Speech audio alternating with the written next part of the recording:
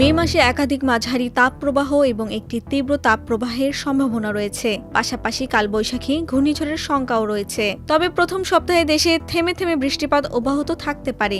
এতে তাপমাত্রা তুলনামূলকভাবে স্বাভাবিক থাকবে বলে জানিয়েছে আবহাওয়া অধিদপ্তর। তবে 20 মের পর থেকে ধীরে ধীরে তাপমাত্রা বাড়তে শুরু করবে এবং 15 মের পর দেশে তাপপ্রবাহ শুরু হওয়ার আশঙ্কা রয়েছে, যা 6 থেকে 7 দিন পর্যন্ত স্থায়ী হতে পারে। এমনটাই বলছে আবহাওয়া অধিদপ্তরের দীর্ঘমেয়াদী পূর্বাভাস।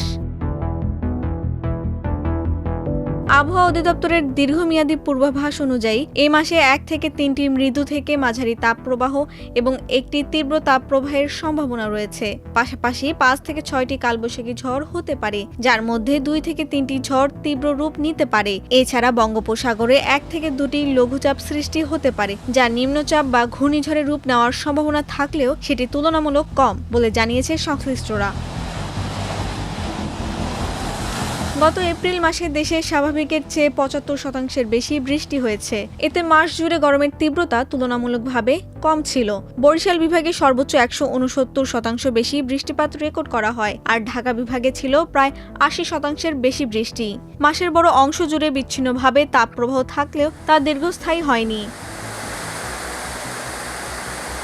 মে মাসের শুরুতেই দেশের আবহাওয়ায় স্বস্তির প্রভাব দেখা যাচ্ছে। থেমে থেমে বৃষ্টিপাতের কারণে তাপমাত্রা এখনও সহনীয় পর্যায়ে রয়েছে। তবে এই পরিস্থিতি দীর্ঘস্থায়ী নাও হতে পারে বলে সতর্ক করেছে আবহাওয়া অধিদপ্তর। আবহাওয়া অফিস আরও বলছে, 10 মের পর তাপমাত্রা ধীরে ধীরে বাড়তে পারে, আর 15 মের পর শুরু হতে পারে তীব্র তাপপ্রবাহ, যা কয়েকদিন স্থায়ী হওয়ার আশঙ্কা রয়েছে।